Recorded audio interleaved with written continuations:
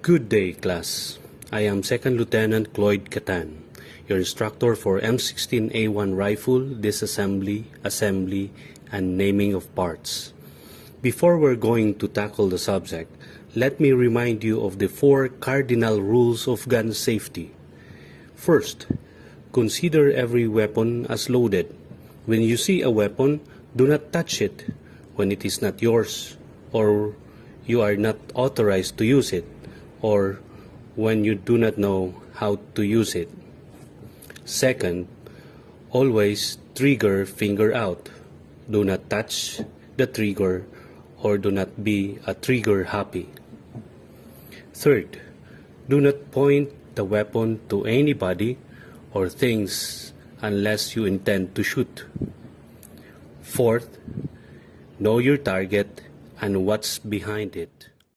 How to clear the weapon? First, remove the magazine by pressing the magazine release button. Second, pull the charging handle to the rear while pressing the lower portion of the bolt catch lever to hold the bolt.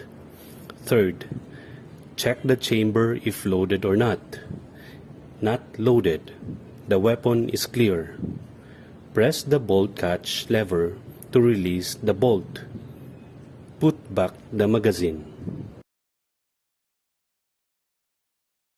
The M16 rifle has 3 main groups. 1.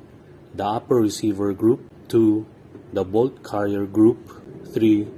The lower receiver group. Naming the parts of the M16A1 rifle. The magazine, flash suppressor, barrel, bayonet stud, lower sling swivel, front sight assembly, front sight, hand guard, aluminum gas tube, slip ring,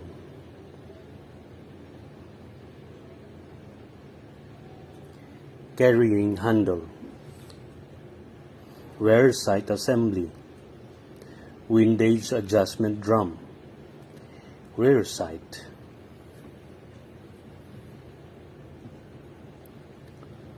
forward assist, dust cover, ejection port, chamber,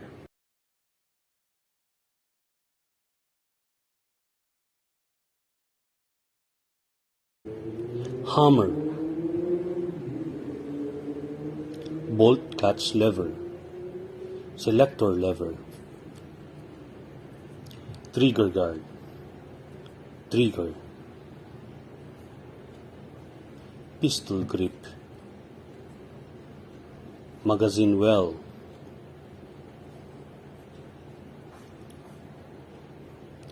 pivot pin, magazine release button, takedown pin, butt stock, rubber recoil pad, lower sling swivel, buffer spring, buffer, charging handle, firing pin retaining pin, firing pin, bolt cam pin, bolt carrier, bolt extractor pin.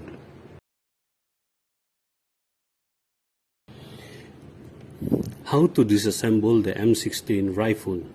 First, attempt to point the selector lever to safe position.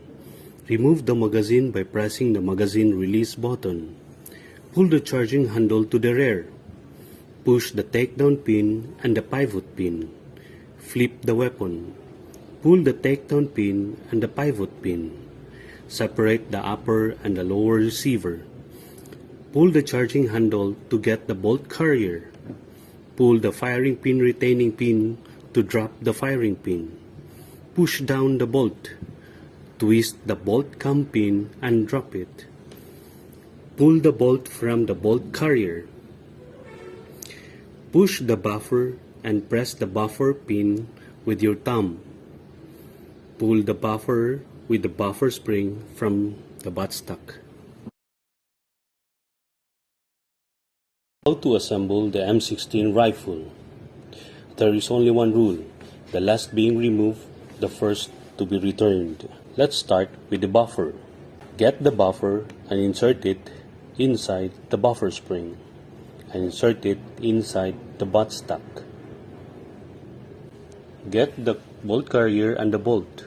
Insert the bolt. Make sure that the extractor is facing upward. Get the bolt cam pin and insert it.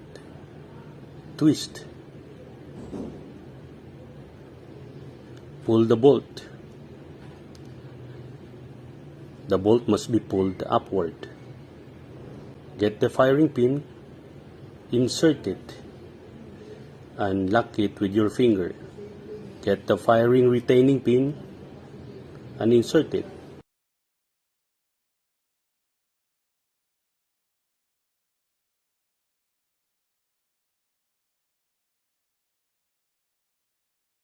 Make sure that the bolt is pulled upward. Now the charging handle. The charging handle has a collar,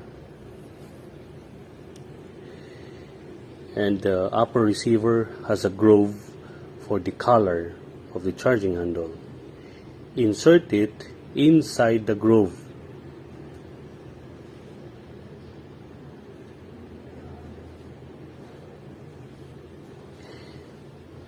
Insert the bolt carrier.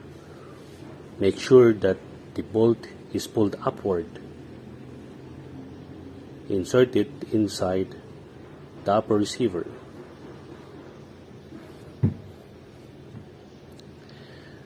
Connect the upper receiver and the lower receiver by pressing the takedown pin and the pivot pin.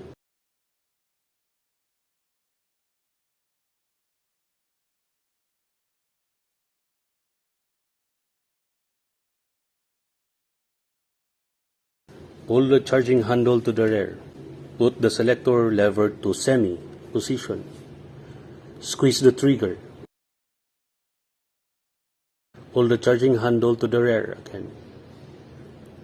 And put the selector lever to safe. Put back the magazine.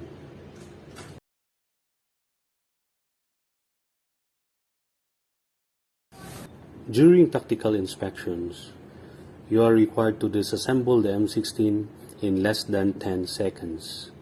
This video is an example on how to disassemble the M16 in less than 10 seconds. Ready. Start.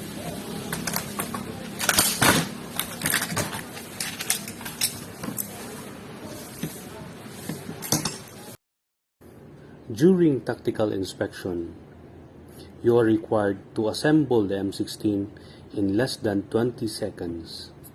This video is an example on how to assemble the M16 in less than 20 seconds. Ready. Start.